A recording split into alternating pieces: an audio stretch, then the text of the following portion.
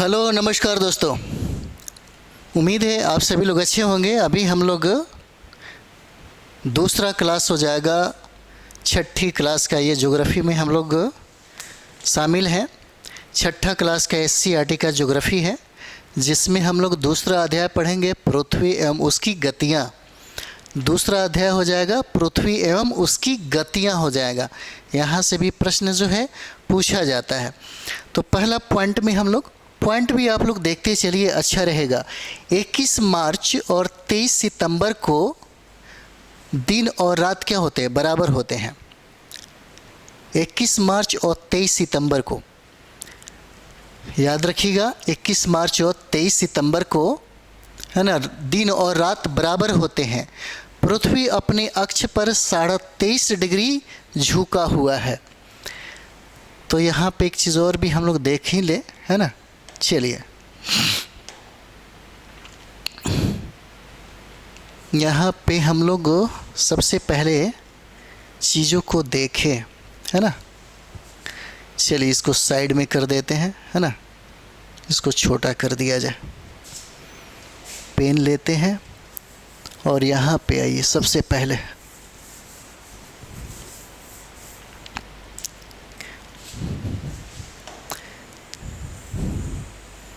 चलिए, ये हो गया, ये अर्थ हो जाता है। और ये अर्थ के बीचों बीच एक लाइन जो आपको दिख रहा है, इसी को हम लोग 0 डिग्री अक्षांश कहते हैं। इसी को हम लोग इक्वेटर कहते हैं और इसी को हम लोग विषुवत रेखा भी कहते हैं। इसी को विषुवत रेखा कहा जाता है। और जब हम लोग, यानी कि ईस्ट, पूरब से पश्चिम मिलाने वाली जो रेखा हम लोग अभी देख रहे हैं यहाँ पे, ये जो आप दिख रहा है आपको, है ना, यानी कि पूरब से पश्चिम मिलाने वाली जो रेखा है, इसी को हम लोग अक्षांश कहते हैं। इसी को अक्षांश कहा जाता है ना। यानी कि पूरब से पश्चिम मिलाने वाली जो रेखा है, इसी को हम लोग क्या कहते हैं? अक्षांश कहते हैं। समझ में आ गया होगा। और ये जो बीचों बीच जो लाइन खींचा गया है, और यही लाइन को हम लोग इक्वेटर, विषुवत रेखा कहते हैं, जो पूरे अर्थ को 2 भागों में डिवाइड करता है। जब हम लोग उत्तर जाएंगे तो इसी को हम लोग उत्तरी गोलार्ध कहते हैं। जब हम लोग दक्षिण जाएंगे तो इसी को हम लोग दक्षिणी गोलार्ध कहते हैं। जब यहाँ से, यानी कि नॉर्थ और साउथ पोल, नॉर्थ और साउथ पोल यानी कि उत्तर और दक्षिण के मिलाने वाली रेखा को हम लोग अक्षांश कहते हैं, है ना। इसको हम लोग अक्षांश कहते हैं। सॉरी, इसको अक्षांश नहीं, देशांतर कहते हैं, है ना। इसको हम लोग देशांतर कहते हैं, ठीक है। उत्तर और दक्षिण मिलाने वाली रेखा को हम लोग देशांतर कहते हैं। इसको हम लोग देशांतर कहते हैं, ठीक है। पूरब से पश्चिम मिलाने वाली रेखा को अक्षांश कहा जाता है और उत्तर से दक्षिण मिलाने वाली रेखा को हम लोग देशांतर कहते हैं। जब 0 डिग्री अक्षांश से उत्तर की ओर हम लोग जाएंगे, है ना, उत्तर की ओर हम लोग यहाँ पे जाएंगे तो यहाँ पे 23.5 डिग्री आपको अक्षांश मिलेगा। 23.5 डिग्री, है ना, 23.5 डिग्री अक्षांश। इसी 23.5 डिग्री अक्षांश को हम लोग कर्क रेखा कहते हैं। इसी को हम लोग कर्क रेखा कहते हैं, है ना, कर्क रेखा कहते हैं इसी को, ठीक है। और जैसे ही हम लोग यहाँ पे दक्षिण में जाएंगे, दक्षिण में 23.5 डिग्री, 23.5 डिग्री, इसी को हम लोग मकर रेखा कहते हैं। मकर रेखा, है ना, इसी को हम लोग मकर रेखा कहते हैं। और यहाँ पे एक चीज़ और देखिएगा, ये हम लोग अर्थ देख रहे हैं, है ना, पृथ्वी देख रहे हैं। और एक चीज़ और देखिए, ये हो जाता है सन, है ना, ये सूर्य मान लीजिए, ये सूर्य हो जाता है। और सूर्य का चक्कर लगाता है कौन? पृथ्वी, अर्थ। यहाँ पे हम लोग देखते हैं, यहाँ पे एक चीज़ समझने वाली बात है। जब सूर्य उत्तरायण हो जाए, है ना, यानी कि सूर्य जब उत्तरायण हो जाता है, ये उत्तरायण हो जाता है ना, उत्तरायण। जब सूर्य उत्तरायण होता है तो यहाँ पे, यानी कि उत्तरी ध्रुव पे 6 महीने की दिन होती है और दक्षिणी ध्रुव पे यहाँ पे जो एरिया हम लोग देख रहे हैं, यहाँ पे 6 महीने का 6 माह का क्या होता है, रात हो जाएगा। यानी कि सूर्य जब उत्तरायण होगा, है ना, 0 डिग्री अक्षांश से जब सूर्य उत्तरायण होता है, उत्तर की ओर जाता है, तो यहाँ पे कहाँ पे, उत्तरी ध्रुव पे, ये हो जाएगा हमारा उत्तरी ध्रुव, है ना। उत्तरी ध्रुव पे 6 महीने का दिन होगा और दक्षिणी ध्रुव पे 6 महीने का रात होगा। इसलिए हम लोग महाभारत में पढ़ते हैं ना कि कुंभकर्ण जैसे सोने वाला आदमी 6 महीने सोता है और 6 महीने जगता है। जैसे ही सूर्य यहाँ पे, जैसे ही सूर्य ये दक्षिणायन होगा, है ना, जैसे ही सूर्य ये दक्षिणायन होगा, तब दक्षिणी ध्रुव पर 6 महीने का दिन होगा और उत्तरी ध्रुव पर 6 महीने का रात्र हो जाता है। और एक चीज़ यहाँ पे देखते हैं, यहाँ पे सूर्य जो है 2 बार पहुँचता है विषुवत रेखा पर, यहाँ 2 बार पहुँचता है। कहाँ पे, इक्वेटर पे, 0 डिग्री अक्षांश पे। अब चीज़ें यहाँ पे देखिए, अब चीज़ें आपको समझ में आएगी। चलिए नेक्स्ट हम लोग यहाँ पे देखते हैं क्या कहता है। 21 मार्च और 23 सितंबर को क्या कहता है, समदीवा, है ना, यहाँ देख ही लीजिए, समदीवा रात्रि होती है, यानी कि दिन रात क्या है, बराबर होते हैं। ठीक, पृथ्वी अपने अक्ष पर कितना झुका हुआ, 23.5 डिग्री, है ना। और यही 23.5 डिग्री अगर ये नॉर्थ होता है, नॉर्थ, तो ये कर्क रेखा हो जाएगा। और यही कर्क रेखा भारत को 2 भागों में बांटती है, भारत को, है ना, 2 भागों में बांटती है। प्रश्न आपसे पूछता है कि यह कर्क रेखा किन किन देशों से होकर गुजरती है। प्रश्न ये भी पूछेगा कि कर्क रेखा भारत के किन किन राज्यों से होकर गुजरती है, जो हम लोग आगे पढ़ेंगे, है ना। तो पृथ्वी की गति पश्चिम से पूरब की ओर होती है ना। ये जो गति इसका कैसा है पृथ्वी का, तो पश्चिम से पूरब की ओर पूछा गया सवाल है ये, है ना। पृथ्वी की घूर्णन गति के कारण क्या होता है, पृथ्वी की घूर्णन गति के कारण दिन और रात होता है, दिन और रात होता है। किसके कारण, तो घूर्णन गति के कारण होता है दिन और रात, है ना। पृथ्वी की घूर्णन गति के कारण दिन और रात होता है, पृथ्वी की घूर्णन गति के कारण दिन और रात होता है। और पृथ्वी की परिभ्रमण के कारण ऋतु परिवर्तन होता है ना। पृथ्वी की परिभ्रमण गति के कारण ऋतु में परिवर्तन होते हैं। अब आइए हम लोग आगे बढ़ते हैं इसको। अगला पॉइंट में हम लोग देखेंगे यहाँ पे क्या कहता है। 21 जून को, है ना, 21 जून को उत्तरी गोलार्ध में दिन लंबे और रात छोटी होती है। उत्तरी गोलार्ध जो हम लोगों ने पढ़ा, 0 डिग्री जो इक्वेटर है उसके जो भी उत्तर जाएंगे, जो बहुत बड़ा एक एरिया, यानी कि अर्थ को 2 भागों में डिवाइड करते हैं, तो पूरा का पूरा जो उत्तर से ऊपर जितना भी क्षेत्र दिखता है उसको हम लोग उत्तरी गोलार्ध कहते हैं, मतलब आधा गोलाई, है ना। उसके नीचे जब हम लोग जाएंगे तो उसको दक्षिणी गोलार्ध कहते हैं। 21 जून को उत्तरी गोलार्ध में दिन लंबे होते हैं और रातें क्या होती है, छोटी हो जाती है। उसी तरीके से यहाँ पे उत्तरी ध्रुव तथा दक्षिणी ध्रुव पर 6 महीने का दिन और 6 महीने का रात होता है। वही कुंभकर्ण वाली बात है ना। ये पहले ही लिख दिया गया था। देखिए कितने हमारे ऋषि मुनि जो संत हैं वो कितने चीज़ों को जानते थे। 22 दिसंबर को दक्षिणी गोलार्ध में सबसे बड़ा दिन, जब सबसे बड़ा दिन होगा तो रातें छोटी हो जाती है ना। रातें क्या हो जाएगी, छोटी हो जाएगा। कब, 22 दिसंबर को। 22 दिसंबर को कहाँ पे, तो दक्षिणी गोलार्ध में, है ना। 22 दिसंबर को दक्षिणी गोलार्ध में सबसे बड़ा दिन होगा तो उस दिन सबसे छोटी रातें होगी। उष्ण कटिबंध की पेटी में सालों भर गर्मी पड़ती है। उष्ण कटिबंध की पेटी में सालों भर गर्मी पड़ती है और उष्ण कटिबंध की अपेक्षा कम गर्मी पड़ती है, उसको हम लोग शीतोष्ण कटिबंध की पेटी कहते हैं। शीतोष्ण कटिबंध की पेटी यहाँ पे हम लोग कहते हैं, है ना। और देखिए साल भर बर्फ जमी रहती है, इसे हम लोग शीत कटिबंध पेटी कहते हैं, है ना। अब एक चीज़ यहाँ पे समझ लीजिए, समझिएगा तो मुझे लगता है कि ज़्यादा फ़ायदा होगा, है ना। चलिए यहाँ पे हम लोग देखते हैं। जैसे अगर हम लोग यहाँ पे देखें, है ना, तो जब हम लोग इस एरिया में देखते हैं, यहाँ से अगर 23.5 डिग्री की बात है तो इसको हम लोग उष्ण कटिबंध में रखते हैं, उष्ण कटिबंध में। और यहाँ पे देखिए एक 66.5 डिग्री के लमसम आप एक ले लीजिए, 66.5 डिग्री, है ना, और यहाँ पे 90 डिग्री तक।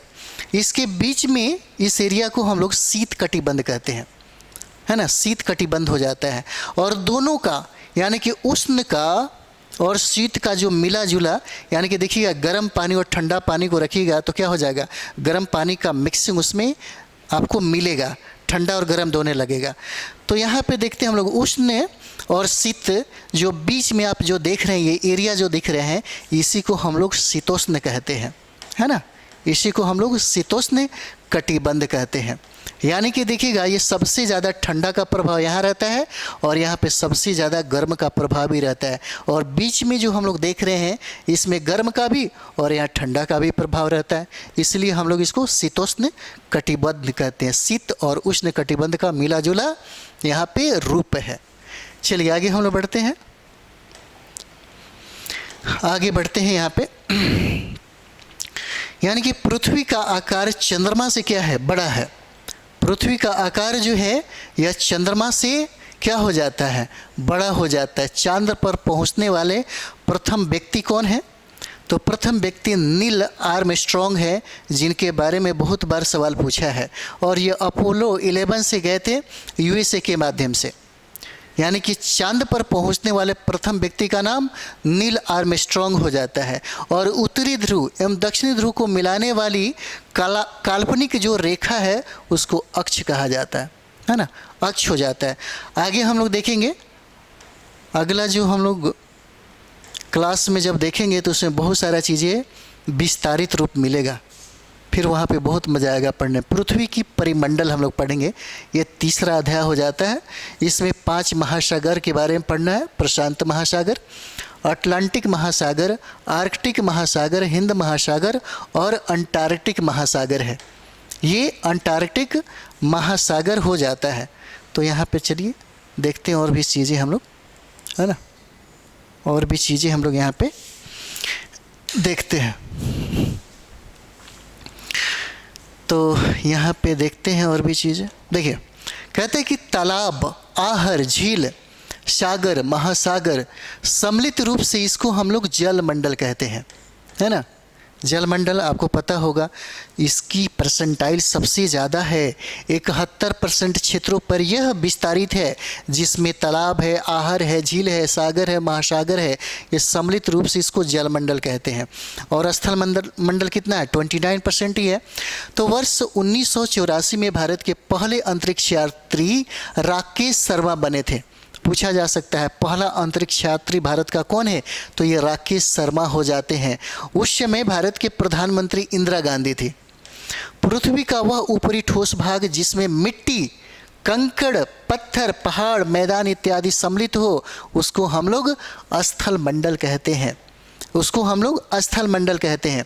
छठे की किताबें को कमज़ोर मत समझिए, बहुत सारा चीज़ें दिया हुआ है।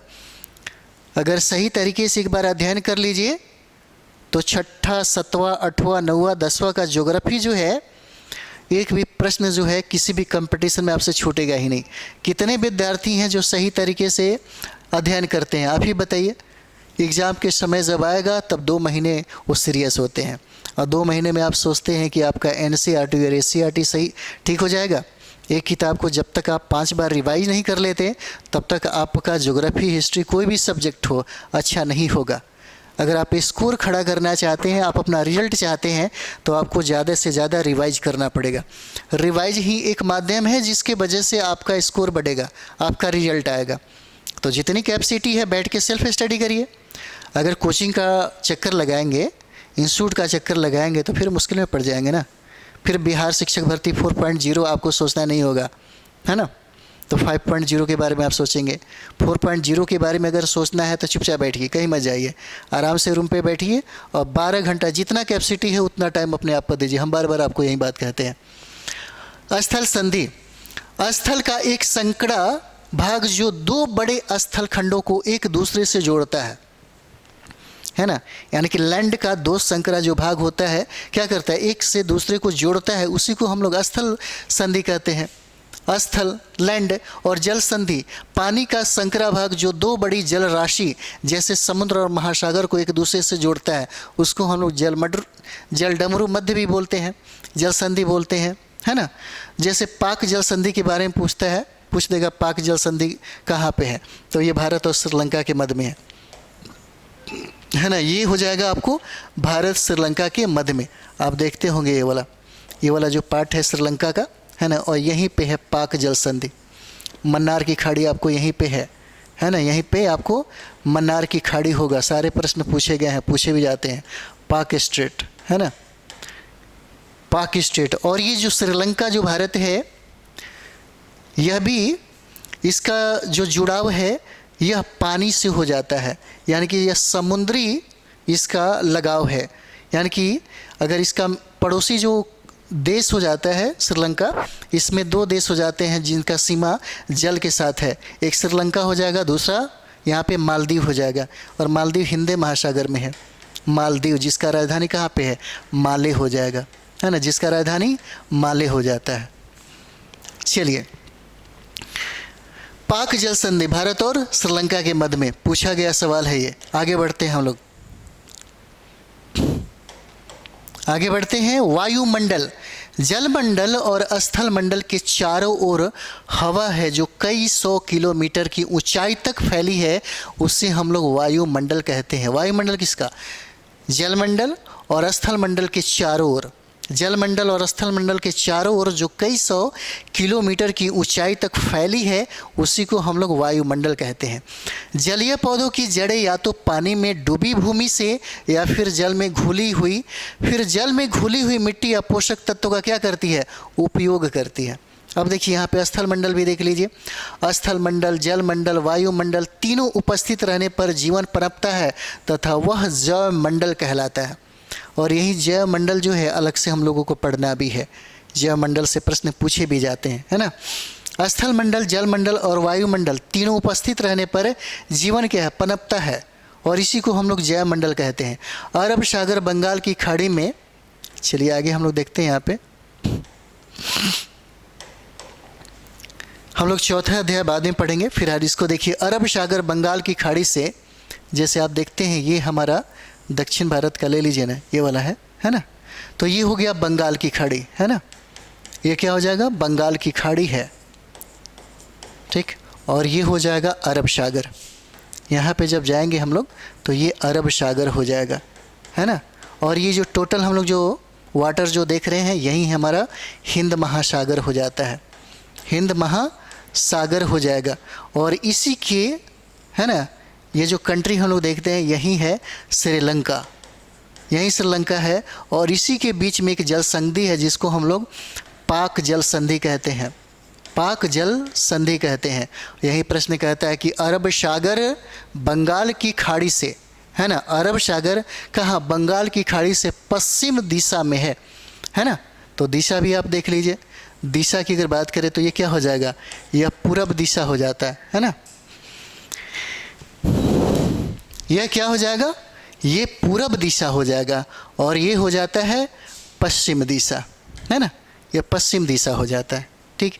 प्रश्न क्या कहता है, अरब सागर बंगाल की खाड़ी से पश्चिम दिशा में है ना, बंगाल की खाड़ी से पश्चिम दिशा में है कौन, तो अरब सागर हो जाता है।